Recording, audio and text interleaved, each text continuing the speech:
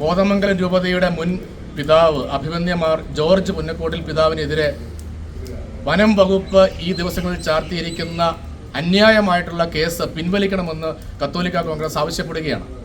വളരെ നിഗൂഢമായിട്ടുള്ള ലക്ഷ്യത്തോടുകൂടി അഭിമന്യ പിതാവിനെ പ്രതി ചേർത്തുകൊണ്ട് വനം വകുപ്പ് നടത്തുന്ന ഈ നീക്കം അങ്ങേയറ്റം പ്രതിഷേധാർഹമാണ്.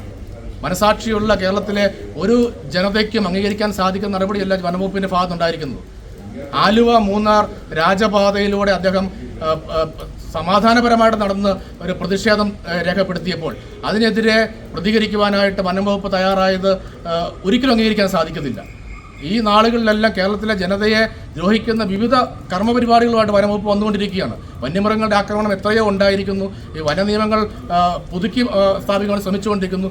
ഈ കാലഘട്ടങ്ങളിലെല്ലാം ഇത്തരത്തിലുള്ള കിരാതമായ നടപടികളിലൂടെ വനംവകുപ്പ് മുമ്പോട്ട് പോകുമ്പോൾ സമാധാനപരമായിട്ട് ജനങ്ങളുടെ ആവശ്യങ്ങൾക്ക് വേണ്ടി പ്രതികരിക്കുന്ന ആളുകളെ കള്ളക്കേസിൽ കൊടുക്കുവാനുള്ള ശ്രമം അംഗീകരിക്കാൻ സാധിക്കത്തില്ല. കത്തോലിക്ക കോൺഗ്രസ് ശക്തമായിട്ട് പ്രതിഷേധിക്കുന്നു.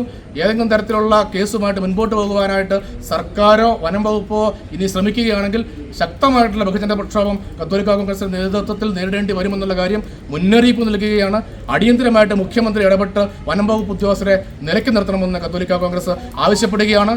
മൂന്നാർ ആലുവ ദേശീയ രാജപാത അത് പൊതുജനങ്ങൾക്കായിട്ട് സഞ്ചാരത്തിനായിട്ട് തുറന്നു കൊടുക്കണമെന്നും കത്തോലിക്ക കോൺഗ്രസ് ഈ സമയത്ത് ആവശ്യപ്പെടുകയാണ്.